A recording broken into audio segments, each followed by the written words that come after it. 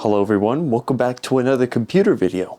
Today we're going to be taking a look at this desktop with a Intel Core 2 Quad.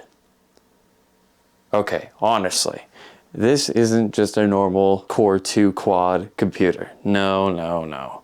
If I actually were to zoom out a bit here, you could see that this is a Sun Microsystems computer actually. This is the Ultra 24. Today we're going to be installing Solaris 10 and the exact dated version that this system would come pre-installed with onto this Sun Ultra 24. Of course, let's take a look at what is actually in this system. So for our front I/O, we have two FireWire ports, which I forgot what type these are, two USB ports, and a front microphone and headphone jack. On the back here we have our back audio interfaces, four more USB ports, an Ethernet jack, and a graphics card which I have no idea what it is, but it has HDMI. And there we are. And we have here our drive. We go pull this out and see what it is. This is the regular drive caddies that Sun would use for their hard drives. This is a Seagate Barracuda with 500 gigabytes on it. And it is just regular old SATA. We'll insert this back into slot 0 here. If I can figure out how to align it. Oh my god, dude, it's so hard to get this in. What the fuck? There we go, oh my god. That was terrible. And what, there was another card? What is that? There's nothing on the back. Oh, it's a fiber card. Dude, how many fiber cards am I gonna find in every single one of the computers that I feature in this stupid series? This system really does not like dead CMOS batteries. To show you that, or to have you listen to that, I will go ahead and plug in the power and you guys will hear why this system does not like dead CMOS batteries. Oh, and also, since this is a workstation, got everything here. Look at this. Look at all this information. It's like literally everything you need. Power is now given, and we will turn on the system, and you guys will hear why we need to replace the CMOS before we go any further.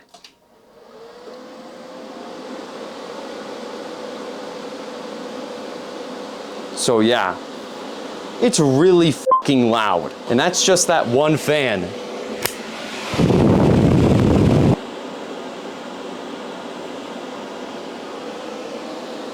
Okay, so here we are now initting. Press F2 to run setup. So now we are in the BIOS. Oh, there's our MAC address. This is still a quad-core CPU, I'm pretty sure, but it's actually a Core 2 Extreme. Even though it says it's a QX, it's probably the same thing. But yeah, so there's our CPU information, and of course, product name Ultra 24. So it's in hardware health configuration. And as you can see here, everything is NA because it requires the CMOS to get all this information and save it. That's why they're running at full speed. They don't know what speed to run on. Let's actually just shut down the computer and let's get to installing this new CMOS battery. Unfortunately, I can't get you guys to see the exact spot as to where the CMOS battery is because it is so close to the bottom of the case. I cannot tilt my camera down enough and I don't have enough clearance to show you guys where it is, but it's all the way down there. There we go. Okay, got it. So this is the old battery right here. So here's our Duracell batteries. All right, I finally got the fucking battery out. Holy, bro.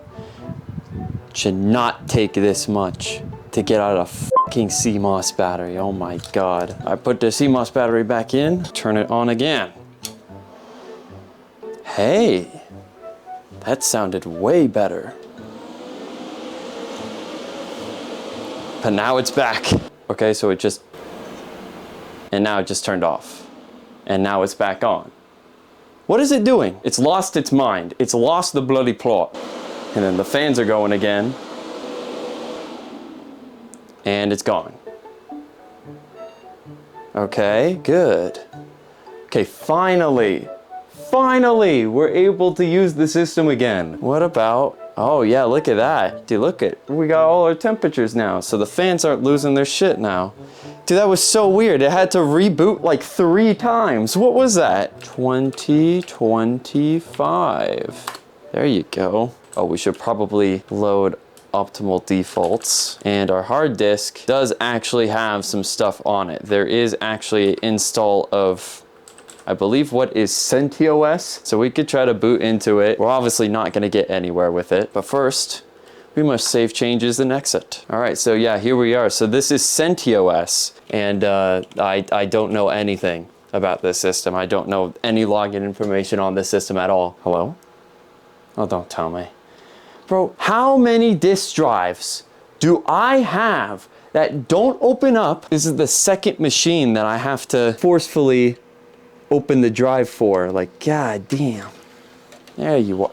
It just closed by itself. What are you doing? Day 2. So of course, I have to be recording a day 2. And the reason why, when I originally tried to install Solaris 10 here, it didn't work. And my belief is that the CPU in the system is not actually detected by Solaris. So that's fun. But then that got me thinking, if I can't get Solaris, aka Unix distro, working, why don't we get some Linux distros going? So on this USB, I have 2 Linux distros and Windows 11 LTSC. I don't know why I have Windows 11 LTSC, but I'm too lazy to download a Windows 10 install. The 2 Linux installs that I have is Endeavor OS, or however you pronounce it, which is basically a distro of a distro, aka a distro of Arch Linux. And then I have Linux Mint, which is yet again a distro of a distro. It's that being a distro of Ubuntu. Wait, no, then that would make it a distro of a distro of a distro. That is too weird to think about. But anyways, and there is our SanDisk USB. And it's actually a Ventoy USB that I have down here in the garage. And I just put a bunch of stuff on it. And down here, tools and drivers 1.6 for the Sun Ultra 24. Now, I think I've seen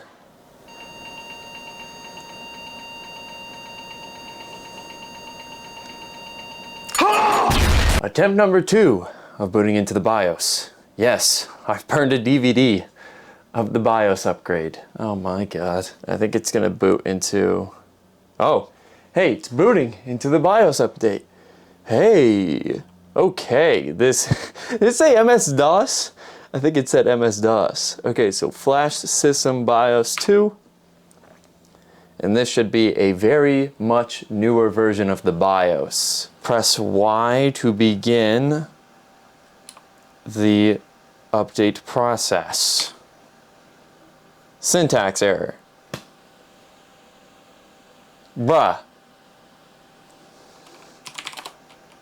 Are we for real? Bro, you gotta be kidding me. This is the most cursed system I've ever dealt with. I can't even update the BIOS to try to fix the issues that this computer has, bro. You gotta be kidding me.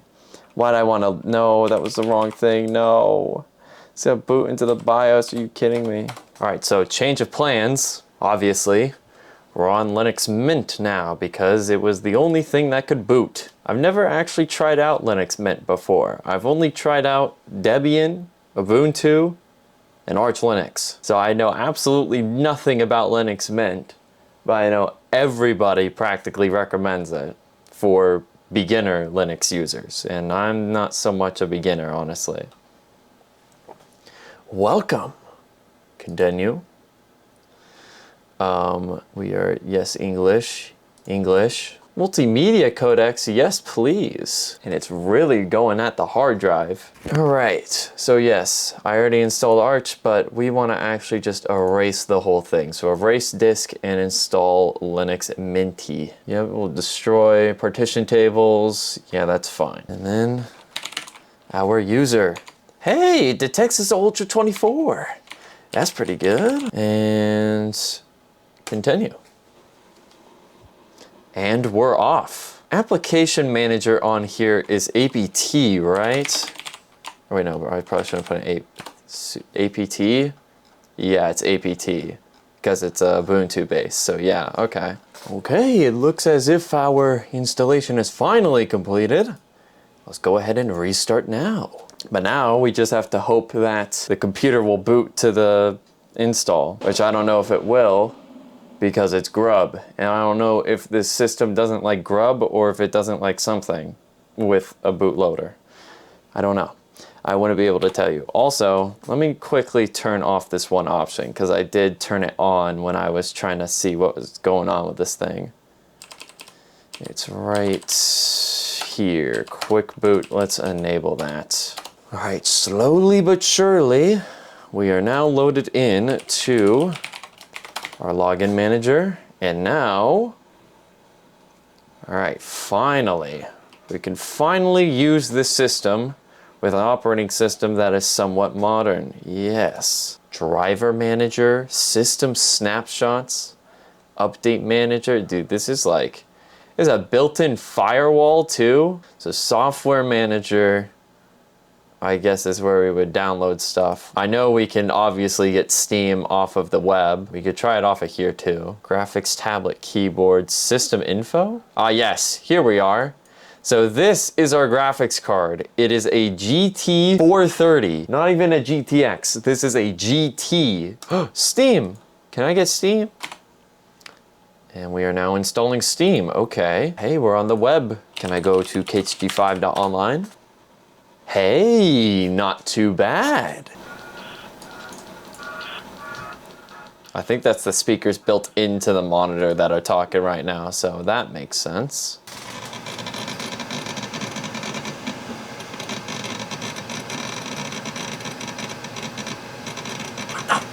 Steam is a proprietary boundary. Fuck you.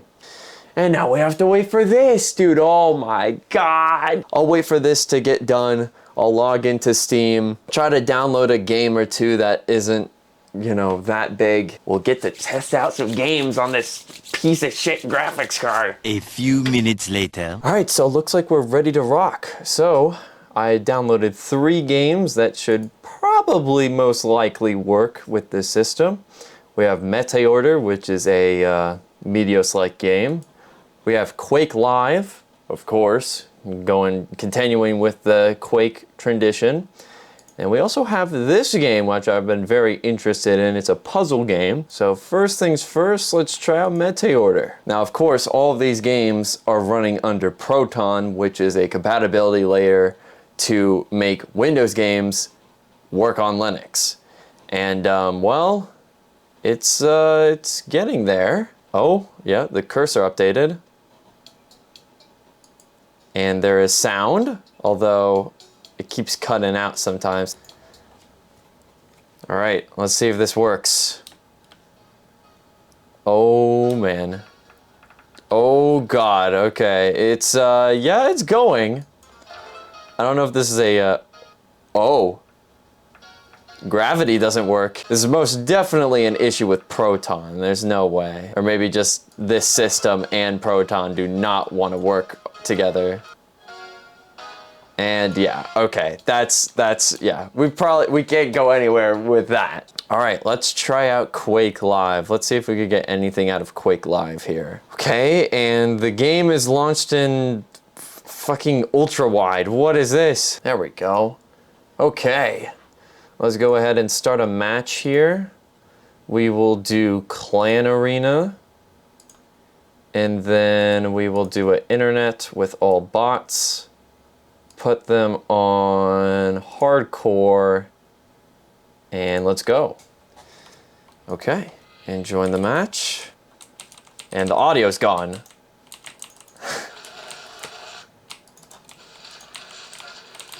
I think there's an audio issue with Proton at the moment. It's not really working so well with most of the games I have tried. Oh my God, I suck.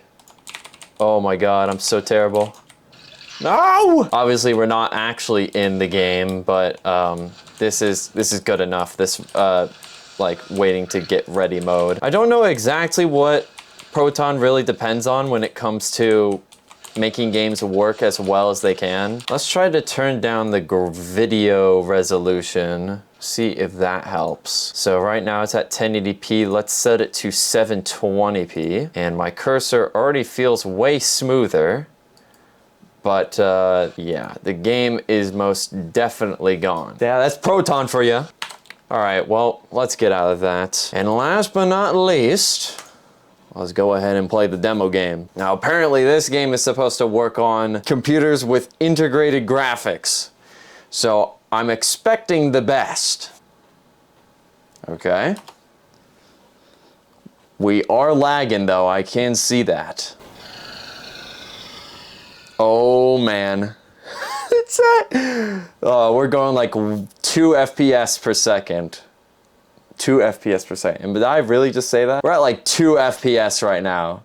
Oh my god. Well, at least the game launched. I didn't even expect it to launch. And the audio is working fine too. Let's put full screen on. No! No! No! Let's set VSync on. Stage glow off. We'll turn that off. Shadows advanced. We'll turn it to simple. Yeah, let's go. Oh, it just minimized the game. And I think the output of the game is broken. Yeah, it's just repeating the same couple of frames. I think it's because it's in full screen. Oh, well that works. Well. Oh, I can't even use my cursor. Oh, beautiful. Okay, well, that has been the Ultra 24 experience. This has been a very interesting time with this computer. And I am very, very glad that I don't have to mess with this computer anymore. So thank you all for watching. Hopefully you all enjoyed. If you did, smash that like button. And I'll see you all in the next hour.